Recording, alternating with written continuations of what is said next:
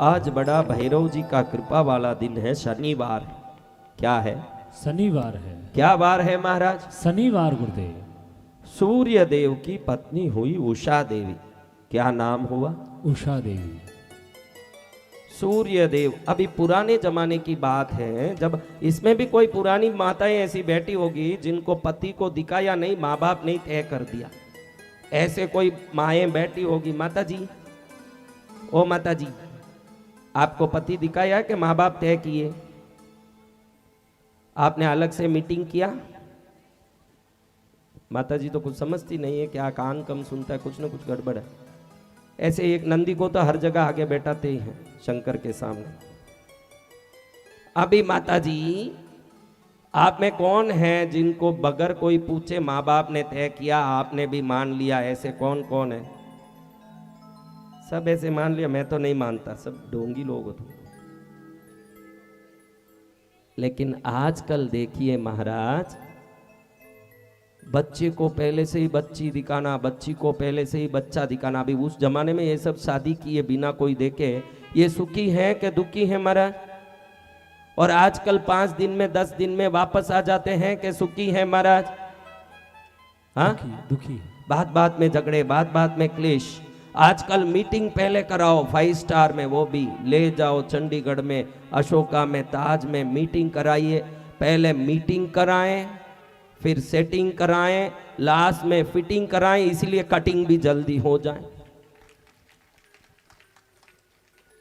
उस जमाने में कुछ दिखाते नहीं थे महाराज। क्या नहीं करते? दिखाते नहीं। उनको ये विश्वास था कि मेरा पिता है तो मुझे कुएं में थोड़ी डालेगा, मुझसे ज्यादा मेरा वो ध्यान रखता है तो मेरे को सर्वोत्तम चीज ही लाएगा, ये विश्वास पहले था। आजकल पर्सनल चॉइस पर जाते हैं। किस पर जाते हैं? Personal choice. हाँ, दोनों मिलके। क्या पर्सनल चॉइस? खुद का पर्सनल नहीं। दो आजकल लड़के लड़की मिलते हैं, तुझे कौन सा हीरो पसंद है, तुझे कौन से, खुद को क्या पसंद है वो कोई लेना देना नहीं।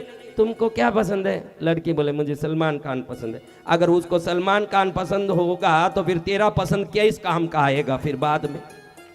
हाँ, ऐसे अलग अलग पसंदों की बातें करें, ये करें वो करें। वो जमाना था जब उषा देवी को सूर्य देव के बारे में बताया नहीं था और शादी करा दी।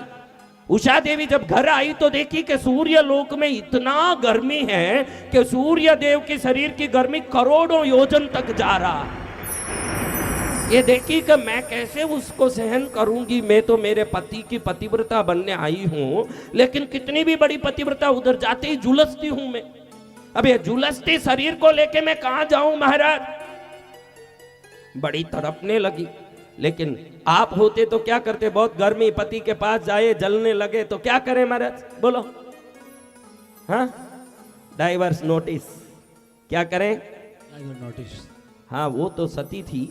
एक बहुत सोच के एक उपाय निकाली कि मेरा ये जो शरीर है ये इस गर्मी को सहन नहीं कर रहा है, लेकिन मैं एक शरीर इसमें से निकालूंगी, वो शरीर इसकी सेवा करेगी अपने मंत्र शक्ति से। क्योंकि वो देवी थी, अपने दिव्य शक्ति से अपने जैसे ही एक प्रतिरूप को निकाला, उस रूप को पति के सेवा में रख दिया। क्या कर दिया? पति की सेवा में। और ये हिमालय के मेरू पर्वत के पास जाके घोड़ी बनके, अश्विनी बनके तपस्या करने लगी। इसको सूर्य देव को जो पुत्र हुए वही अश्विनी कुमार हैं। अश्विनी कुमार जो हुए ये यही हैं जो इस उषा देवी के अश्व बनने के बाद हुए। वो बात की कथा, इस कथा में वो नहीं है, लेकिन देवी भागवत में क्या आता है ये सुनिए आप। अब ये जो देव सूर्य देव थे, कभी सोचे ही नहीं कि ये डुप्लीकेट देवी है। अभी उनकी सेवा जो कर रही थी असली पत्नी थी कि प्रतिरूप था? वो प्रतिरूप, उसका छाया होने से उसका नाम छाया देवी पड़ा।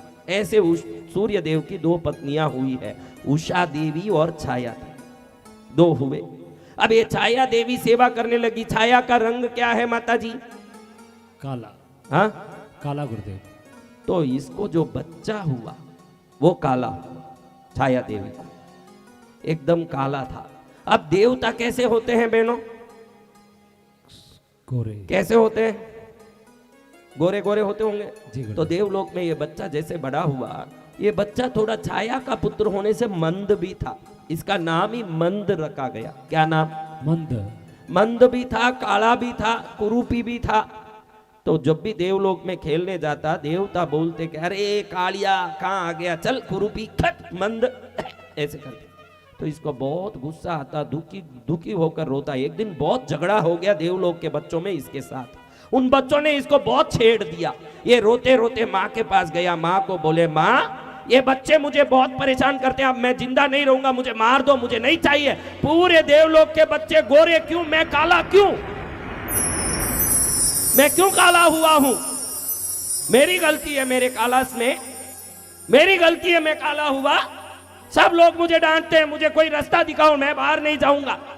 बच्चे का रोना देख के छाया को गुस्सा आ गया। छाया बोले, बेटा किसने डांटा? मैं हूं ना बेटा, मैं लाल। अरे रोज तुम ऐसे ही फुसलाती हो, रोज मुझे राजी करती हो। अब मैं राजी होने वाला नहीं हूं। मुझे बल दो, मुझे पराक्रम दो, मुझे शक्ति दो। ये जो लोगों ने मेरी मजाक उड़ाई, परेशान किया, उन एक एक का मर्दन करना चाहता हूं, मुझे ऐसी शक्ति दो। छाया बोले, बेटा तेरा बाप बहुत पराक्रमी है, लेकिन उसको जाके कुछ बोलूंगी तो वो समझ लेगा कि मैं खुद ही डुप्लीकेट हूं। मैं उधर जाके क्या शिकायत करूं भाई? मैं उसको तो कुछ नहीं बोल सकती, क्योंकि मुझे उषा ने प्रकट करके यहाँ सेवा में डाला है। मैं खुद ही असली नहीं हूं तो पति के पास जाके क्या शिकायत करूं? मैं वो नहीं कर पाऊंगी। लेकिन तुझे योग्य गुरु ढूंढ के उनके पास छोड़ू। किधर छोड़ू? योग्य गुरु ढूंढ के उनके पास। ध्यान रखो, देवताओं को भी गुरु जरूरत पड़ रहे हैं। देवी छाया सोचती है कि ऐसा गुरु लाऊं कि मेरे बेटे को बलवान बना दे। ये चलता तो धीरे धीरे चलता है, इसका रूप क्रूप, इसकी बुद्धि में कमजोरी, हर चीज में पीछे है। ऐसा गुरु मिले कि इसको तगड़ा कर दे। छाया देवी ने 1,60,000 वर्ष तक साधना की। किस लिए? मेरे बेटे का योग्य गुरु कौन, ये जानने के लिए। साधना करने के बाद देवी प्रकट हुई चक्रेश्वरी और कहने लगी कि तेरे अगर बेटे को तू मोक्षगामी बनाना चाहती तो कोई ज्ञानी गुरु मिल जाते। सिर्फ संसार का वस्तु पकड़ाना चाहती तो कोई योग्य गुरु संसार में मिल जाते। तू हर जगह इसको पराक्रमी बनाना चाहती है तो ऐसे गुरु इस तीनों लोकों में, साधु सन्यासी में नहीं, देवलोक में नहीं है। एक ही गुरु है श्री भैरव जी महाराज, जो संसार की सिद्धि और मोक्ष की सिद्धि दोनों दे सकते। तू भैरव के पास अपने बेटे को लेके जा। कहां लेके जाए? भैरव देव के पास। उधर जा। अगर भैरव प्रसन्न हो गए, तेरे बेटे को शिष्य बना लिया, तो फिर तो तू संशय छोड़ दे के दुनिया को हिलाने वाला बन जाएगा। छाया देवी रोती रोती अपने बेटे को भैरव लोक में ले जाती है, जहां 64 जोगिनियां पहरा दे रही है। 536 करोड़ योगिनियां जहां पर खड़ी है, भूत बेताल पिशाच आदि के वलय बने हुए हैं। 8,07,70,300 करोड़ योजन बड़ा भैरव लोक के अंदर वो प्रवेश करती है। उसके अंदर जाने के बाद देखती है कि भैरव जी महाराज भगवती भैरवी के साथ बैठे हैं। किसके साथ?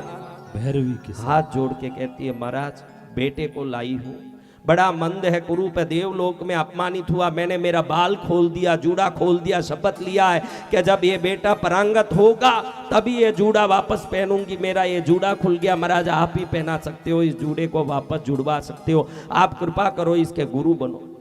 भैरव जी महाराज कहते हैं, बेटा चिंता मत कर, मैं कोई मेरे दरबार में आके प्रार्थना करता है उसको आज तक किसी बात की मना नहीं की है। जो मेरे दरबार में आता है, जो मांगता है, उसको वही चीज देता हूं, इसलिए दुनिया मेरी पूजा करती है।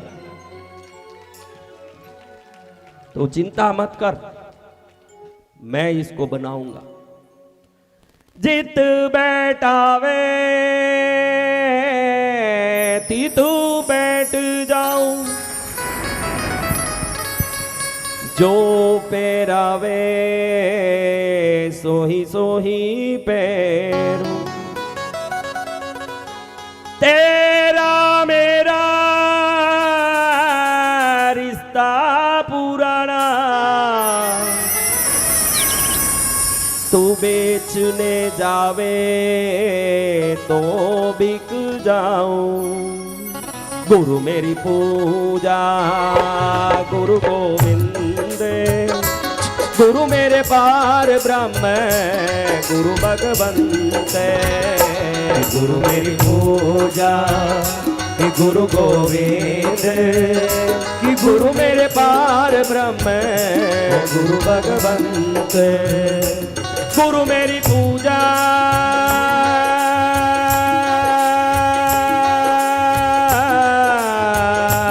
गुरु गोविंद, गुरु मेरे पार ब्रह्म, गुरु भगवंत, गुरु मेरी पूजा, गुरु गोविंद, कि गुरु मेरे पार ब्रह्म, गुरु भगवंत।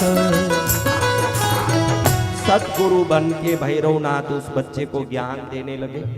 अक्षर सिखाने वाला व्याकरण ज्ञान, शब्द सिखाने वाला मीमांसा ज्ञान, गुण सिखाने वाला संस्कार ज्ञान, ज्योतिष सिखाने वाला नक्षत्र ज्ञान, भूगोल सिखाने वाला भूमि विज्ञान, समुद्री जीवों का विज्ञान सिखाने वाला जलचर विज्ञान, थलचर विज्ञान, खेचर विज्ञान, भूचर विज्ञान, मंत्र विज्ञान, तंत्र विज्ञान, यंत्र विज्ञान, सिद्ध विज्ञान, गुण ज्ञान, पराक्रम विज्ञान, अस्त्र विज्ञान, शस्त्र विज्ञान, युद्ध विज्ञान, विज्ञान विज्ञान, आकाश विज्ञान, पाताल विज्ञान, तलातल विज्ञान, रसातल विज्ञान, सामुद्रिका लक्षण विज्ञान, रूप विज्ञान, हस्तरेखा विज्ञान, ज्योतिष विज्ञान, शस्त्र विज्ञान, मत्स्य विज्ञान, मकर विज्ञान, गान विज्ञान, गण विज्ञान, अंत विज्ञान, अनातन विज्ञान, सनातन विज्ञान, परात्पर विज्ञान, परात्पर परम विज्ञान, परमेश्वर विज्ञान, विघ्नेष्ट विज्ञान, सर्वरेखा विज्ञान, सर्व सुलभ विज्ञान, सर्व रत्न विज्ञान, सर्व श्रेष्ठ व्यापार विज्ञान, कौशल महाकौशल, दिव्य कौशल, युद्ध कौशल, यौद्ध कौशल, महाकौशल, शुद्ध कौशल, सौमिका कौशल, सनातन कौशल, सर्व कौशल, सर्वेतर कौशल। ब्रह्मांड में जितने प्रकार की सिद्धियां हैं सब उस बच्चे को सिखाई। मंद बुद्धि वाला बच्चा एकदम पराक्रमी सर्वोत्तम बन गया। क्या बन गया? गया कैसे था? कमजोर। कैसा गया था महाराज? बिल्कुल कमजोर। अगर इस कथा पंडाल में पहले दिन आए हो और आज में आप में कोई भक्ति श्रद्धा जग गई हो तो समझना गुरु का आया हुआ सार्थक हुआ। जय जय गुरुदेव। जैसे गए वैसे ही रहे तो फिर संतों की कथा का कोई मतलब नहीं है। मतलब तो तब है जब आपके जीवन में संस्कार और सुधार आ जाए, वरना कथाएं किस लिए? आज भी मैंने कहा कि किताबों के दुकान में कितने किताब लटक रहे हैं। इंडिया टुडे है, फेमिना है, महिला गृह शोभा है, कितनी पुस्तकें हैं। एक बार पुस्तक उठा के पढ़ो, अगली बार पढ़ पाओगे? न्यूज़पेपर रोज दुनिया भर के छप रहे हैं। प्रातः काल, दैनिक जागरण, भो केसरी, पंजाब केसरी, सरहद केसरी, दिल्ली केसरी, कश्मीर केसरी, कर्नाटक केसरी। अगले दिन वो पेपर वापस पढ़ पाओगे? पढ़ा हुआ कभी पढ़ पाओगे? नहीं गुरुदेव। एक पुस्तक खरीदा, वापस दूसरी बार पढ़ने मन करता जो दुकानों में लटक रहे हैं। लेकिन आज युगों से आज भी कथाएं चल रही है, वही कथा, वही इतिहास, वही प्रसंग आज तक वापस कैसे सुनते हो? क्योंकि इससे आपका परिवर्तन संभव है। सत्य वचन गुरुदेव। उन पेपर से, उन पुस्तकों से आपका कोई परिवर्तन संभव नहीं। इसलिए आत्मा कहती है कि अगली बार इसको हाथ मत लगा, ये बेकार की चीज है। और गुरु मुख से वाणी 1000 बार सुनो और मीठा लगे कि भाई इससे मेरा कल्याण निश्चित है। जय। जिससे कल्याण है वो बार 1000 बार सुनने आत्मा स्वयं प्रेरित होता। सत्य वचन गुरुदेव। वरना कौन सुनने बैठे? भाई एक पुस्तक तो दूसरी बार नहीं पढ़ पा रहे हो। गुरु की कृपा से बहुत बच्चा तेजस्वी हो गया, प्रकाश निकलने लगा, काले हीरे की तरह चमकने लगा। भैरवनाथ जी ने उसको कहा, बेटा अपनी माँ को बुला लो, अब तुम निकलो, तुम्हारा लक्ष्य पूरा हुआ, तुम्हारा उद्देश्य पूर्ण हुआ, जिस काम से तुम यहाँ आए थे वो तुम बन चुके हो, निकलो अब। अपनी माँ को याद किया, छाया देवी प्रकट हो गई। देवता है भाई, याद करो तो आ जाए। ध्यान रखना, क्यों देव पूजा करना? कई लोग पूछते हैं, संसार सामने खड़े होके भी विमुख हो सकता है, देवता दूर होते हुए भी बुलाते ही दौड़े आ सकते हैं, इसलिए देव भक्ति करना। जय जय गुरुदेव। संसार सामने ही खड़ा रहेगा, तेरे बिना मैं नहीं, मेरे बिना तू नहीं, होंगे जुदा। 5000 मांग के देखना, जुदा हो जाएगा। हाँ, बहुत जो बातें करे, 5,000 मांग के दिखना। पहले ही 1 मिनट पहले गीत गाया होगा, तेरे बिन में नहीं मेरे बिन तू नहीं होंगे जुदा। 5,000 मांगा और हो गए जुदा। क्या हो गया? तो समझ लो देवों की भक्ति इसलिए करना, वो दूर होके भी नजदीक है ना, संसार नजदीक होके भी दूर। ये फर्क समझ लो तो तुम्हारा कल्याण हो जाएगा। कभी कथा नहीं छोड़ोगे, कभी संत चरण नहीं छोड़ोगे, क्योंकि वो दूर होके भी नजदीक है। दुनिया नजदीक दिखाती है लेकिन आपसे बहुत दूर है। जब आपको तकलीफ आएगा तब मालूम पड़ जाएगा कि संसार का कोई व्यक्ति मेरा साथ नहीं है। और जब कोई साथ नहीं होगा, पद्मावती आपके साथ होगी। कोई हो ना हो, ये पद्मावती माँ तुम्हारे साथ होगी। दुनिया ने कितना ही दुनिया देख लो, लेकिन एक देव सहायता के सामने ये सब फीके पड़ते। छाया आ गई, भैरू जी कहते हैं भाई छाया, तेरे बेटे को तूने जैसे सोचा मैंने बना दिया, अब तू लेके जा, काम हो गया, जा। बड़ी खुश हुई छाया बेटे को। बेटा परांगत कैसा है? परांगत है तो भी डाउट है। अभी छोड़ के गई तब तो तोतला बोलता था, ता करता था, अब कुछ बोले के नहीं। अब भैरू जी के सामने कैसे पूछे? डर लगे भैरू जी की छाया देवी को। फिर भी पूछे भैया बेटा तू कुछ भैरू जी की स्तुति कर ले। वो देखना चाहती है कि असली में बेटा तैयार हुआ के नहीं। आप भी कभी लड़की देखने जाती हो तो उससे कुछ बुलवा के देख लेते हो कि नहीं, तेरा नाम क्या है, ना तू कहाँ की है, ना कितनी पढ़ी है। असली में पूछना कुछ नहीं है, तोतली है क्या असली है देखना है। हाँ करते हो ना? तो भैरू जी की स्तुति करने के लिए बोला, किसने? माँ ने, छाया देवी ने बोला। तुरंत वो जो तोतला बोलता था वो बच्चा भैरू जी के सामने हाथ जोड़ के विनयवान बन के खड़ा हुआ। वंदे बालम स्फटिक सदृशम कुंडलो पाशि वक्त्रम दिव्याकल्पै नवमणिमयै किंकिणी नूपुराढ्यम दैत्याकारं विशदवदनं सुप्रसन्नं त्रिनेत्रं हस्ताग्राभ्यां पटुकमणिचं चूडदन्तौ ददामि उद्यद्भास्करसन्निभं त्रिनयनं रक्ताङ्गरागस्रजं स्मेरात्यं वरदं कपालमभयं शूलं ददानं करै नीलग्रीवमुदारभूषणगणं सीतांशुखण्डोज्ज्वलं बन्धूकारुणवासतं भयहरं वन्दे महाभैरव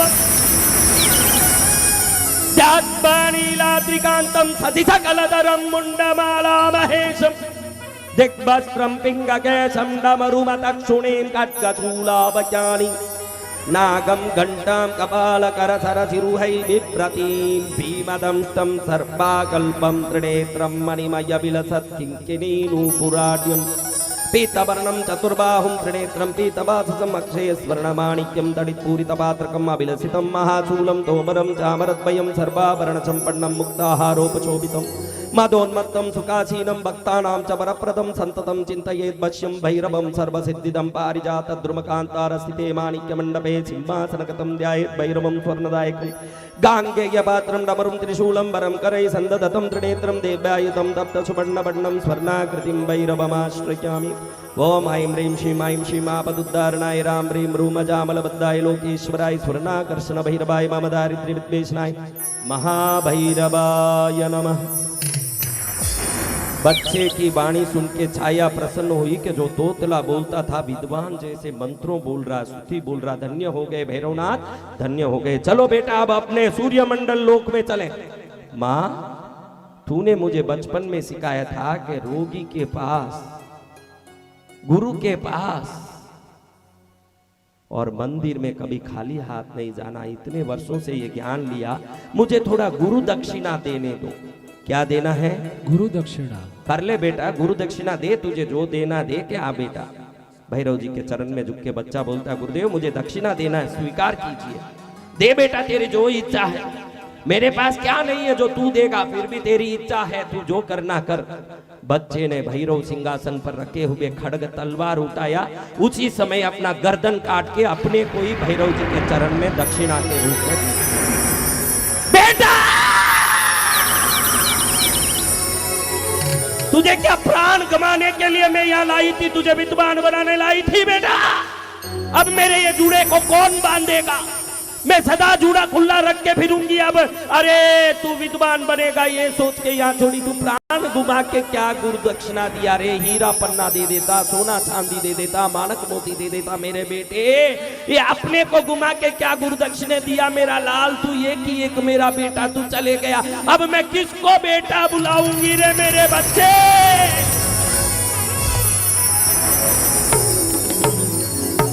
जोर जोर से विलाप करे छाया, भैरव देव ने जोर से अट्टहास किया।